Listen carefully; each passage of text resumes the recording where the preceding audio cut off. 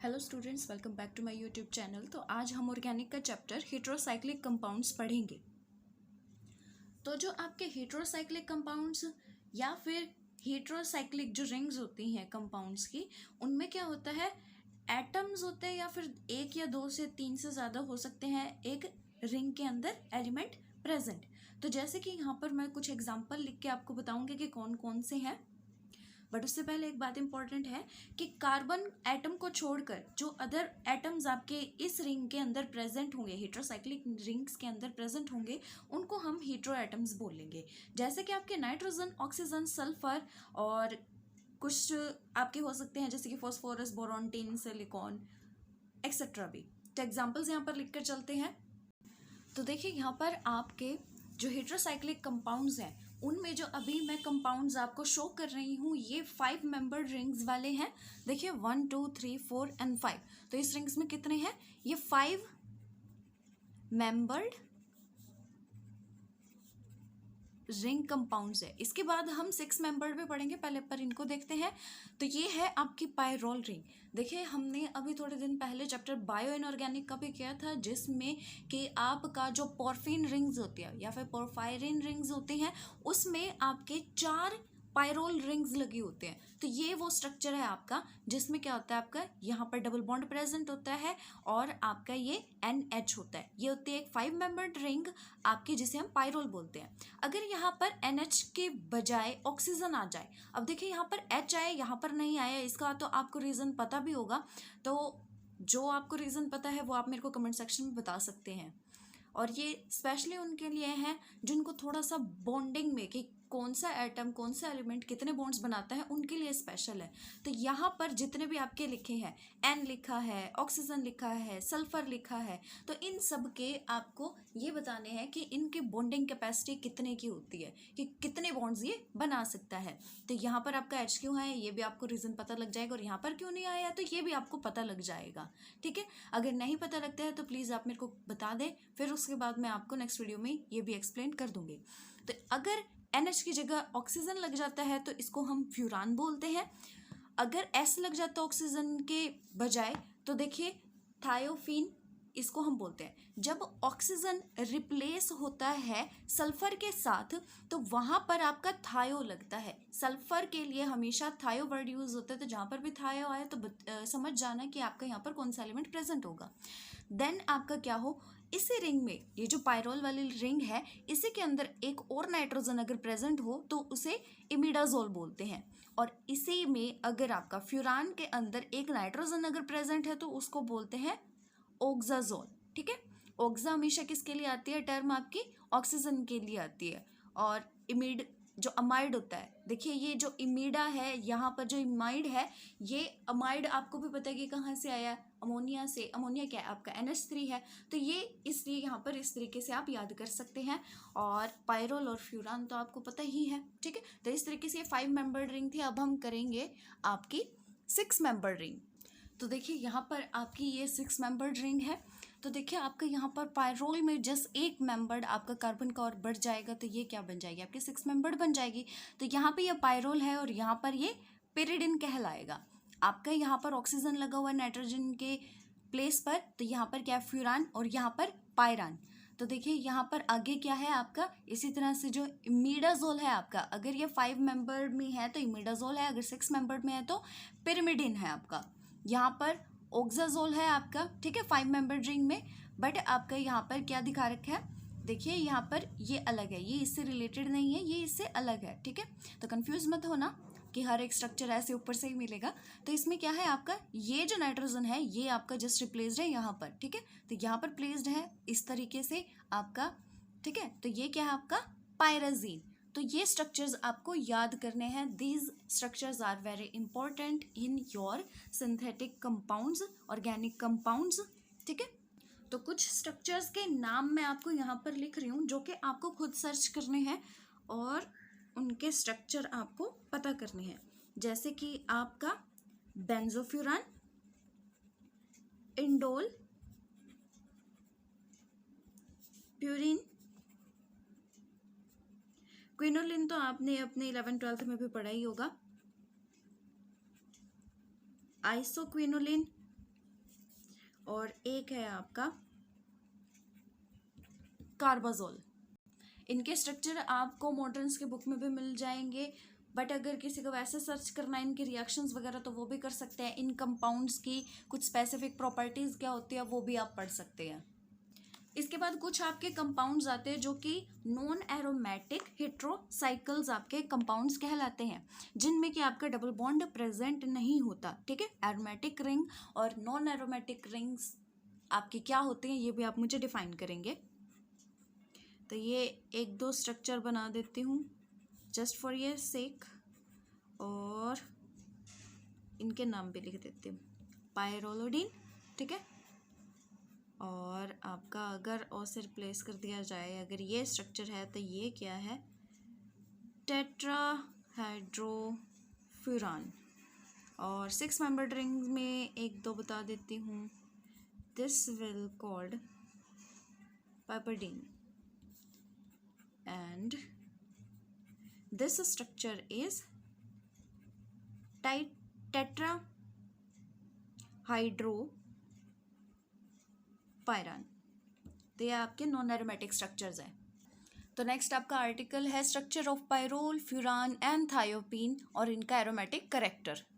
तो सबसे पहले आपके पायरोल, फ्यूरान और थायोपीन, इनका मॉलिक्यूलर फॉर्मूला क्या है वो लिख लेते हैं। तो पायरोल का क्या है आपका C4H5N, फ्यूरान का क्या है C4H4O, और थायोपीन का क्या है C4H4S। ठीक है, अब इनका स्ट्रक्चर मैं आपको ऊपर बता ही चुकी हूँ, जस्ट इन केस फिर भी लिख देती हूँ मैं यहाँ पर आपके। तो ये आपके स्ट्रक्चर है पायरोल, फ्यूरान और थायोपीन। आपके पायरोल के अंदर NH है, फ्यूरान के अंदर ऑक्सीजन है, थायोपीन के अंदर आपका सल्फर है। तो आपके इनके स्ट्रक्चर के अकॉर्डिंग जो कंपाउंड्स हैं वो कौन सी रिएक्शन एग्जिबिट करेंगे, आपकी कॉन्जुगेट डाइन, और आपके कौन कौन सी करेगी, एक तो कॉन्जुगेट डाइन्स हो गई। अमीन के केस में आपकी करेगी, अमीन में आपका क्या है, मतलब ये पायरोल वाली जो रिंग है इसके अंदर क्या आपका अमीन है। ठीक है, तो in case of pyrrole there is an amine, और अगर मैं इन केस ऑफ फ्यूरान बोलती हूँ तो ये क्या होगा, ईथर। अगर आपका थायोपीन के बारे में बोलती हूँ तो यहाँ पर क्या होगा, थायो ईथर। तो इन एक्चुअल प्रैक्टिस ये जो होती है, इनकी जो टेंडेंसी होती है, ये किस रिएक्शन के अंदर जाते हैं, आपकी एडिशन रिएक्शन के अंदर आपके जाते हैं। But at the same time इनके पास जो एरोमेटिक करेक्टर होता है, तो इनकी वजह से ये किसके और अंडर जा सकते हैं, आपके इलेक्ट्रोफिलिक सब्स्टिट्यूशन। ठीक है, इन रिएक्शंस के अंदर भी जा सकते हैं। और इलेक्ट्रोफिलिक सब्स्टिट्यूशन रिएक्शंस यहाँ पर कौन कौन सी हो सकती है, लाइक आपकी हेलोजिनेशन। ठीक है, पूरा ही लिख देती हूँ, हेलोजिनेशन, लाइक नाइट्रेशन, लाइक आपका सल्फोनेशन, और आपकी एक और है वो है फ्रीडल क्राफ्ट रिएक्शन, और कुछ आपकी इवन डाइजोनियम साल्ट के साथ कपलिंग में भी जा सकती है। और जैसे जैसे जो हीट ऑफ कंबशन है इन कंपाउंड्स की, वो हमें बताती है कि जो रेजोनेंस है वो स्टेबलाइज्ड है आपके कितनी एनर्जी तक, 125 किलो जूल पर मोल। ठीक है, तो यहाँ पर जो हीट ऑफ कंबशन की बात की गई है, ठीक है, लिख देती हूँ, हीट ऑफ कंबशन आपका इंडिकेट करता है कि आपका जो रेजोनेंस है वो स्टेबलाइज है कहाँ से कहाँ तक, इस वाले पर। ठीक है, ये क्या है आपके ये बेंजीन वाले से थोड़े से कम होते हैं। बेंजीन का कितना होता है रेजोनेंस के लिए स्टेबलाइजेशन, इतना होता है आपका हीट ऑफ कंबशन कंपाउंड का।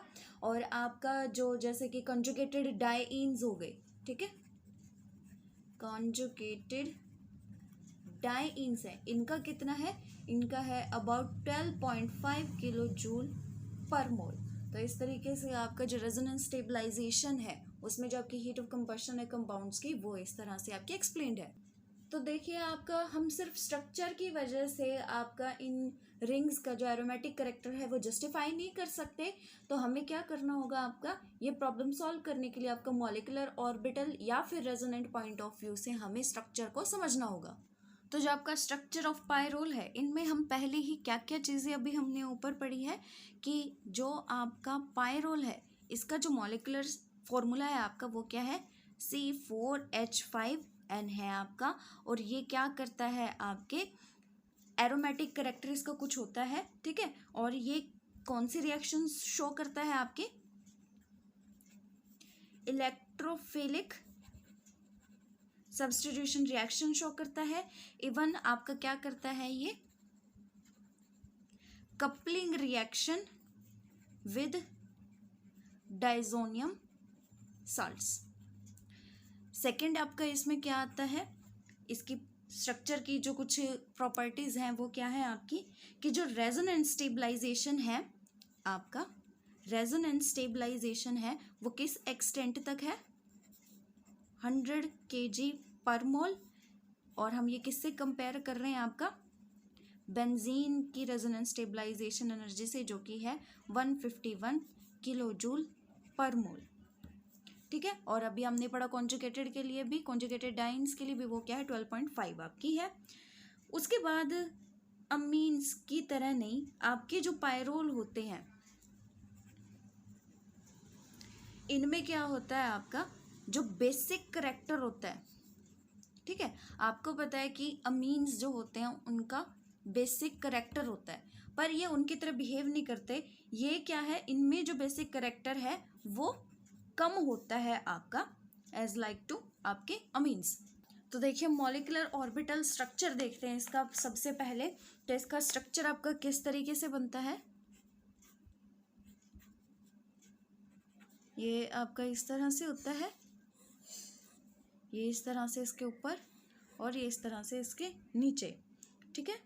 ये तो क्या है आपका, यहाँ पर पाई इलेक्ट्रॉन क्लाउड दिखाया गया है अबव और below the plane of the ring. अब इसकी जो साइडवेज ओवरलैपिंग है पी ऑर्बिटल की, वो भी आपको बता देती हूँ कि आपका यहाँ पर क्या है, कार्बन कार्बन की बॉन्डिंग होती है ना, ये तो आपको पता ही है यहाँ पर, ठीक है। और ये यहाँ पर किससे होता है, नाइट्रोजन से होता है। ये एक एक इसके पास हाइड्रोजन लगे हुए हैं, ये हाइड्रोजन हो गए आपके, और यहाँ पर इसके पास एक H लगा होता है आपका। और इनकी ऑर्बिटल इस तरह से आपकी प्रेजेंट होती है। ये क्या करती है, आपकी जो इंट्रैक्शन है वो इस तरह से, ये अपर का हो गया, ठीक है, ये जो ऊपर वाला है, और ये लोअर का हो गया, इसकी जो नीचे वाली है, ठीक है। ये इस तरह से आपकी साइडवेज ओवरलैपिंग होगी आपकी मॉलिक्यूलर ऑर्बिटल स्ट्रक्चर की। तो यहाँ पर आपकी रिंग का सबसे पहला जो आपका स्ट्रक्चर है, ठीक है, वो आपको क्या शो कर रहा है कि ये एक फ्लैट पेंटागोन है आपका, इन विच आपके जो दोनों के दोनों कार्बन और नाइट्रोजन है वो दोनों के दोनों क्या है, sp2 हाइब्रिडाइज्ड स्टेट, ठीक है, sp2 है आपके। और कार्बन के पास आपके क्या है, कार्बन के पास आपके 3 sp2 हाइब्रिड ऑर्बिटल्स हैं, जिनके पास क्या है, ईच में आपका एक एक में क्या है, आपका एक इलेक्ट्रॉन कंसिस्ट करता है। और आपका क्या है, एक उसके अंदर अनहाइब्रिडाइज्ड p ऑर्बिटल आपका कंसिस्ट करता है, जो कि परपेंडिकुलर होता है प्लेन से हाइब्रिड ऑर्बिटल्स के साथ। देखिए ये आपका प्लेन है और ये क्या आपका परपेंडिकुलर, आपके यहाँ पर जो p ऑर्बिटल्स है वो लगी हुई हैं। इसकी तरह आपका क्या है, सिमिलरली जो नाइट्रोजन है आपकी, ठीक है, नाइट्रोजन के पास भी क्या है, आपके 3 sp2 हाइब्रिडाइज्ड ऑर्बिटल्स होती हैं हैविंग 1 इलेक्ट्रॉन। और आपकी क्या होती है, वही सेम आपके एक अनहाइब्रिडाइज्ड आपकी p ऑर्बिटल होती है, जो कि परपेंडिकुलर होती है प्लेन ऑफ हाइब्रिड ऑर्बिटल्स के साथ, जिसके पास क्या होता है, आपका 1 इलेक्ट्रॉन पेयर होता है आपके पास, ठीक है। और आपकी जो ऊपर वाली है, जो ये वाली है, देखिए ये इस तरह से मैं लिख कर देती हूँ।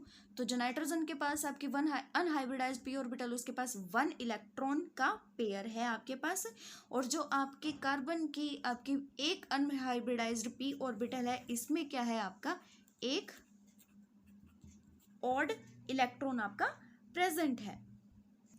तो जो आपके दोनों के दोनों C और N यानी कार्बन और जो नाइट्रोजन है आपके, वो अपनी अपनी sp2 हाइब्रिड ऑर्बिटल्स जिनके अंदर आपके एक एक इलेक्ट्रॉन प्रेजेंट होता है वो यूज करते हैं, ताकि आपके किस तरह के बॉन्ड बना सके, CH और NH या फिर CC या फिर CN, जिनमें आपके बॉन्ड किस तरह के बनते हैं, सिग्मा बॉन्ड बनते हैं, जो कि आपको यहाँ पर नजर आ रहे हैं CC, CH, NH और CN। ठीक है, ये सारे के सारे बॉन्ड यहाँ पर एक्सप्लेन किए गए हैं। और जो आपकी रिमेनिंग अनहाइब्रिडाइज्ड p ऑर्बिटल है, उनमें क्या है आपका चारों के चारों कार्बन्स की, उनके पास क्या है एक इलेक्ट्रॉन है और एक अनहाइब्रिडाइज्ड p ऑर्बिटल है नाइट्रोजन की, जिसके अंदर 2 आपके इलेक्ट्रॉन यानी 1 पेयर ऑफ इलेक्ट्रॉन, यानी नंबर ऑफ इलेक्ट्रॉन कितने हो गए आपके उसमें 2 हो गए। तो ये जो ऑर्बिटल्स है ये ओवरलैप करती हैं साइडवेज में एक दूसरे के साथ, और एक साइक्लिक डीलोकलाइज्ड पाई मोलिकुलर ऑर्बिटल स्ट्रक्चर बनाती है, जिसमें कि आपके 5 एटम्स एक रिंग के अंदर प्रेजेंट होते हैं, और जो डीलोकलाइज्ड इलेक्ट्रॉन होते हैं वो प्रेजेंट होते हैं आपके, और वो क्या बनाते हैं 2 पाई इलेक्ट्रॉन क्लाउड बनाते हैं आपके। ठीक है, जो कि क्या होता है एक अबव होता है और एक बिलो द प्लेन रिंग के प्रेजेंट होता है। तो जो आपका एरोमेटिक कैरेक्टर होता है वो हम किससे डिफाइन करते हैं, आपको पता भी होगा, हक्कल रूल से करते हैं। और हक्कल्स वाला आपका पाई इलेक्ट्रॉन रूल कौन सा होता है आपका, यहाँ पर लिख देते हैं 4n+2 पाई करेक्टर होता है आपका, which is responsible for the stability and aromatic character of pyrrole. तो यहाँ पर ये आपका क्या है पायरोल का स्ट्रक्चर है। तो चलिए इनके रेजोनेंट स्ट्रक्चर्स बनाते हैं। तो ये किस तरह से बनेंगे, मान लीजिए जो इलेक्ट्रॉन पेयर है नाइट्रोजन के पास, ठीक है, अभी हम अनहाइब्रिडाइज्ड p ऑर्बिटल में बात कर रहे थे ना, इसका एक इलेक्ट्रॉन पेयर प्रेजेंट होता है, तो वही आपका यहाँ पर शो किया गया है। तो अगर ये यहाँ पर ट्रांसफर कर दिया जाए तो आपका क्या होगा, ये जो आपका यहाँ पर आपका क्या होगा नेगेटिव चार्ज प्रेजेंट होगा। तो देखिए स्ट्रक्चर किस तरह से बनेगा इसका, इसके ऊपर तो पॉजिटिव चार्ज आ जाएगा क्योंकि इसने तो इलेक्ट्रॉन पेयर दे दिया, यहाँ पर आपका नेगेटिव चार्ज आ जाएगा, और ये क्या होगा ये यहाँ पर आपका शिफ्ट हो जाएगा, ये यहाँ पर इस तरीके से आपका ये है, और ये आपका डबल बॉन्ड। अब क्या होगा आपका इस तरीके से ये नेगेटिव चार्ज जब यहाँ पर जाएगा आपका, ठीक है, तो ये कहाँ पर जाएगा आपका यहाँ पर जाएगा।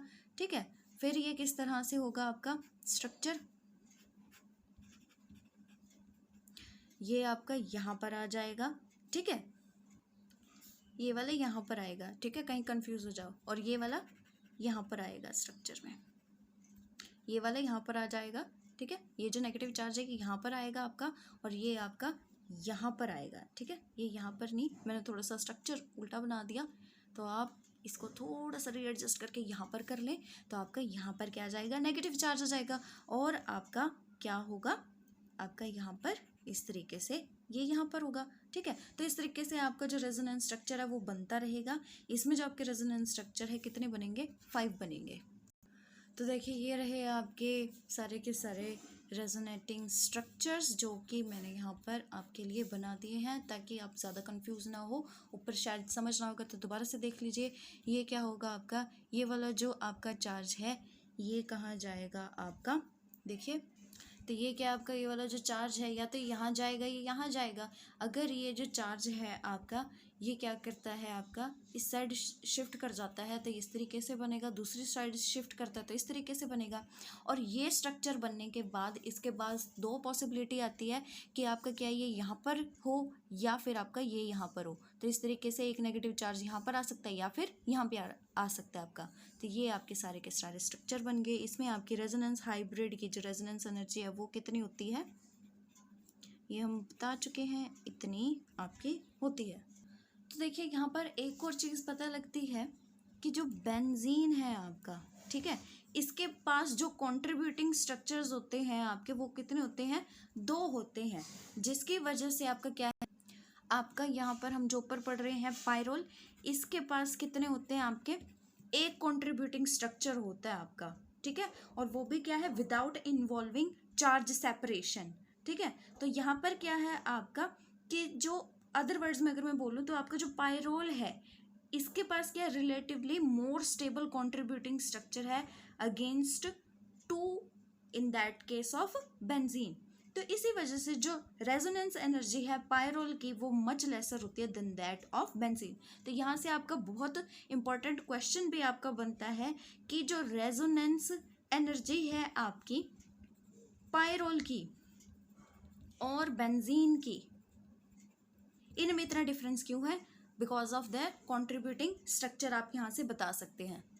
जिसके लिए आपकी कम एनर्जी लगती है, जिसके लिए ज़्यादा एनर्जी लगती है, और कितने स्ट्रक्चर कॉन्ट्रीब्यूट होते हैं, ये आपका एक रीज़न है कि आपका रेजोनेंस एनर्जी पायरोल में मच लेसर होती है then that of benzene.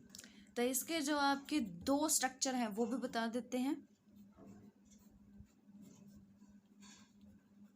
Pyrrole जो है, जो हम रिप्रेजेंट करते हैं, जो इसकी बेस्ट रिप्रेजेंटेशन है वो किस तरीके से आपकी, एक तो ये है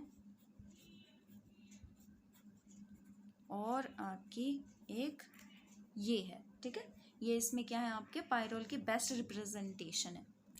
तो ये इस तरीके से हम आगे पढ़ रहे हैं फ्यूरान। अभी तो हमने पायरोल पढ़ा था, अब फ्यूरान पढ़ रहे हैं। तो इसमें इसका स्ट्रक्चर इस तरीके से बनेगा और ये क्या है आपकी यहाँ पर साइडवेज ओवरलैपिंग बताई गई है आपकी, ठीक है। तो ये इसका स्ट्रक्चर है। तो जो आपका फ्यूरान होता है इसके कंसिडरेबल एरोमेटिक करैक्टर होता है क्योंकि ये किस किस में जाता है आपका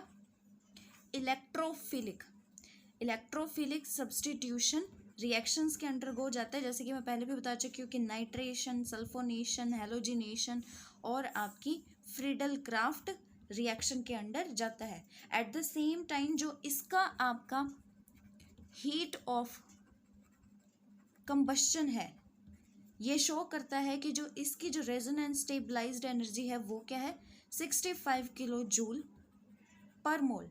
और आपका जो डाइईन्स जो होते हैं, जो कंजुगेटेड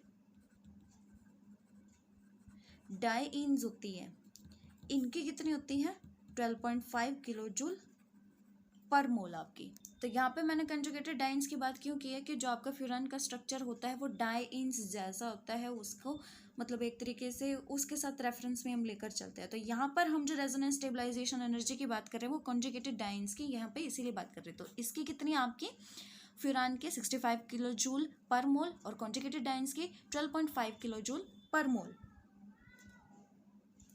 और आपका जो फ्यूरान है उसका देखिए स्ट्रक्चर आपका डाइईन स्ट्रक्चर जैसा नहीं होता, बस आपके कुछ रिप्रेजेंटेशन होते हैं जो स्ट्रक्चर जैसी होती है। तो अब इसके मॉलिक्यूलर ऑर्बिटल स्ट्रक्चर की बात करते हैं। तो जो आपका फ्यूरान है, फ्यूरान आपका एरोमेटिक है नेचर में, ठीक है।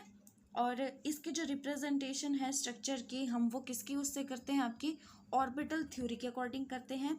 तो जैसे कि आपका पायरोल का स्ट्रक्चर होता है वैसे ही फ्यूरान का भी आपका क्या होता है, फ्लैट पेंटागोनल रिंग होती है इसकी, जिसमें आपकी sp2 हाइब्रिडाइज्ड कार्बन और ऑक्सीजन एटम्स इन्वॉल्व होते हैं। आपके जो आपके कार्बन होते हैं वो हम पहले भी पढ़ चुके हैं कि आपकी ईच उसमें कितनी होती है 1 इलेक्ट्रॉन होती है। और जो इसकी अनहाइब्रिडाइज्ड आपकी ऑर्बिटल होती है इसमें आपका क्या होता है एज वेल एज आपकी अनहाइब्रिडाइज्ड ऑर्बिटल भी होते हैं जिसमें 1 और इलेक्ट्रॉन आपका प्रेजेंट होता है। और यहाँ पर आपके जो ऑक्सीजन है, ठीक है, अब हम बात कर रहे हैं आपके ऑक्सीजन की। तो ऑक्सीजन के पास क्या होते हैं आपके 1 इलेक्ट्रॉन ईच में होता है आपका। और जो आपका थर्ड वाला होता है इसमें क्या होता है आपका पेयर ऑफ इलेक्ट्रॉन आपका प्रेजेंट होता है। एंड आपकी जो अनहाइब्रिडाइज्ड होती है, ठीक है, अनहाइब्रिडाइज्ड p ऑर्बिटल होती है उसमें भी आपका क्या होता है एक इलेक्ट्रॉन पेयर।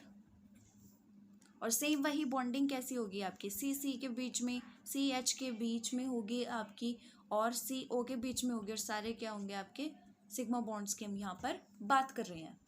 तो यहाँ पर जो अभी हमने पहले बोला कि ऑक्सीजन के पास आपकी दो हाइब्रिडाइज्ड ऑर्बिटल होती है sp2, वो क्या करती हैं आपकी फॉर्मेशन करती हैं उसके इलेक्ट्रॉन के साथ आपकी कि वो क्या बनाए सिग्मा बॉन्ड आपका बनाए विद एडजेसेंट कार्बन एटम।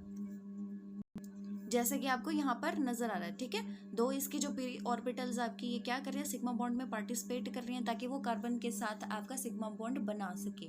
और एक आपकी अनहाइब्रिडाइज्ड ऑर्बिटल होती है जो कि आपका क्या करता है, यहाँ पर इस तरीके से आपका पेयर ऑफ इलेक्ट्रॉन यहाँ पर लेकर रखता है, जो कि क्या होता है आपका डीलोकलाइज्ड इलेक्ट्रॉन क्लाउड में आपका पार्ट लेता है। ये जो आपका ये वाला जो इलेक्ट्रॉन पेयर होता है ये तो बाहर ही रहता है, बट जो डीलोकलाइजेशन होती है वो आपकी किसकी होती है, यहाँ पर हाइब्रिड ऑर्बिटल्स की, जो कि क्या है sp2 हाइब्रिडाइज्ड। और ये वाला जो आपका है ये क्या रहता है आपका अनशेयर्ड रह जाता है। तो ये आपके फ्यूरान के बारे में था। फ्यूरान में भी आपका सेम यही इसी तरीके से बनेगा आपका, बस जस्ट क्या होगा आपका यहाँ पर ये इस तरह से जो स्ट्रक्चर बन रहा है इसमें आपके इस तरीके से आपके प्रेजेंट होंगे, और आपका ये इसी तरह से आपका रेजोनेंस स्ट्रक्चर बनेगा, ठीक है। और इसकी जो रिप्रेजेंटेशन है इसमें आपका क्या होगा, जो रिप्रेजेंट करेंगे फ्यूरान को हम, उसका स्ट्रक्चर और देख लीजिए आप एक बार, ये इस तरह से, ठीक है। और आपका क्या हो सकता है फ्यूरान का, ये पॉजिटिव यहाँ पर और ये नेगेटिव यहाँ पर। तो ये क्या आपके रिप्रेजेंटेशन फ्यूरान की। अब हम मूव ऑन करते हैं आपके लास्ट वाले पे, वो है आपका थायोफिन। इसका स्ट्रक्चर भी देख लेते हैं कि किस तरह का होता है आपका। तो ये भी थोड़ा थोड़ा आपके अलोंग फ्यूरान ही चलता है, जैसे कि अभी हमने पढ़ा है। तो हम किसका लेकर चल रहे हैं, कार्बन की टेट्राकोवैलेंसी और डाइवैलेंट नेचर आपका सल्फर का, ठीक है।